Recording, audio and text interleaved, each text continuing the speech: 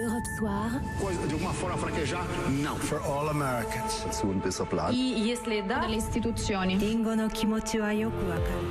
Bazin sur Europe 1. Le Monde dans votre radio, donc tous les soirs, ce sont les chroniques du Monde. Bonsoir Sophie Larmoyer. Bonsoir Laurent. On commence par l'Angleterre ce soir où l'une des plus grandes organisations humanitaires du pays est au centre d'un scandale sexuel. Décidément, c'est à peu près dans tous les compartiments du jeu en ce moment. Ces salariés ont carrément franchi la ligne rouge lors d'une mission en Haïti. Oui, vous savez, suite au terrible tremblement de terre de 2010, Oxfam, comme toutes les grandes ONG, s'est installée durablement en Haïti où tout était à reconstruire.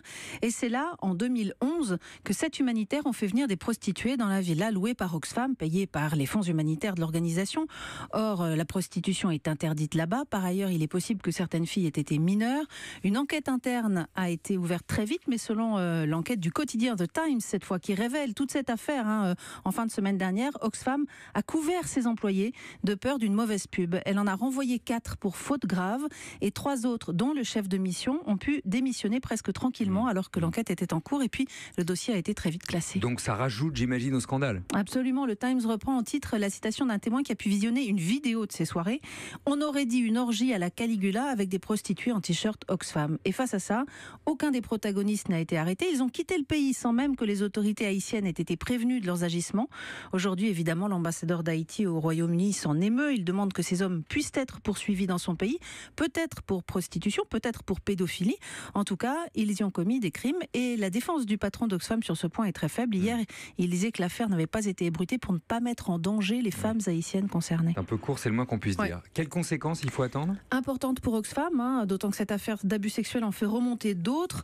Son financement est menacé. L'ONG reçoit près de 340 millions d'euros du gouvernement britannique et des donations publiques. D'autres fonds aussi de la Commission européenne qui menace de couper les vivres à ceux qui ne respecteront pas les règles d'éthique. La directrice adjointe d'Oxfam, qui était à l'époque en charge des programmes internationaux, a d'ailleurs démissionné cet après-midi. Et puis le Times souligne aussi qu'un autre point noir dans la gestion de cette crise, les humanitaires qui avaient été impliqués dans ce scandale ont signé de nouveaux contrats dans d'autres ONG sans qu'Oxfam ait signalé la raison de leur démission ou de leur départ. Ils se sont donc retrouvés sur d'autres zones de catastrophe auprès de populations vulnérables comme si de rien n'était. Et maintenant, le scandale est public. Merci beaucoup Sophie. On quitte la vieille Europe pour la Colombie maintenant. Bonsoir Charlotte de Beauvoir. Bonsoir. La Colombie, c'est le pays des FARC, évidemment, sauf qu'avec l'accord de paix, les anciens guérilleros ont dû se reconvertir. Et comme on ne surfait pas, un petit groupe rebelle a décidé de faire revivre sa révolution aux touristes. Ils ont créé un campement, c'est ça ? Et oui, voilà un campement où vous pourrez dormir à la dure sur un lit de bambou ou des feuilles de palme, goûter aux plats typiques des rebelles, la torta de maïs ou le riz à la guérillera. Cet hôtel un peu spécial est en train d'être construit par une trentaine de FARC dans le centre du pays.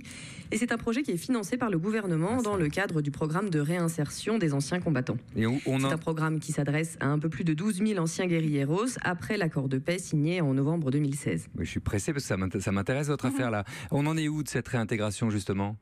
Eh bien, il y a quelques avancées, comme les cours de remise à niveau scolaire ou encore l'ouverture de comptes bancaires pour qu'ils puissent toucher leur indemnisation mensuelle, environ 200 € par mois.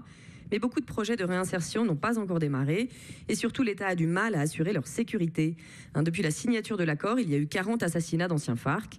Mais résultat, le programme est en pleine crise et plus de la moitié des ex-guérilleros a déjà abandonné les camps dans lesquels ils sont censés vivre pour l'instant et commencer leur processus de réinsertion. Est-ce que certains guérilleros sont reconvertis en politique ? C'est le cas, Oui, les FARC sont devenus la FARC. Les forces armées sont officiellement devenues la force alternative. Mais garder le même sigle, c'était probablement une erreur. C'est assez mal passé. On le sent bien ici, beaucoup de Colombiens pensent que trop de concessions leur ont été faites. Et tout ça sans passer par la case prison. Et on a l'impression que les FARC découvrent seulement maintenant leur manque de popularité. Rodrigo Londoño, l'ancien chef de la guérilla, est désormais candidat pour la présidentielle de mai. Et il y a 10 jours, en déplacement de campagne, il s'est fait traiter d'assassin dans la rue. Et dans les sondages, il ne dépasse pas les 2% des intentions de vote. Oui, les débuts sont difficiles apparemment, puisque les partis issus des FARC, dont la FARC, a décidé vendredi dernier de suspendre sa campagne. Merci Charlotte de Beauvoir à Bogota pour Europe 1. On va tester le poids des FARC aux prochaines élections. Il y a des législatives le 11 mars prochain en Colombie. En bref, décidément, ça bouge en Arabie Saoudite pour les femmes. Oui, parce que ce week-end, un haut dignitaire religieux a souligné que plus de 90% des musulmanes pieuses dans le monde ne portaient pas l'abaya. Vous savez, cette longue robe noire noir censé masquer les formes du corps et que toutes les saoudiennes sont censées porter.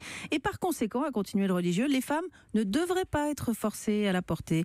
Le prince Salman n'a pas encore réagi, mais plusieurs religieux ont apporté leur soutien à cette déclaration. C'est un signe. Merci Sophie Larmoyer.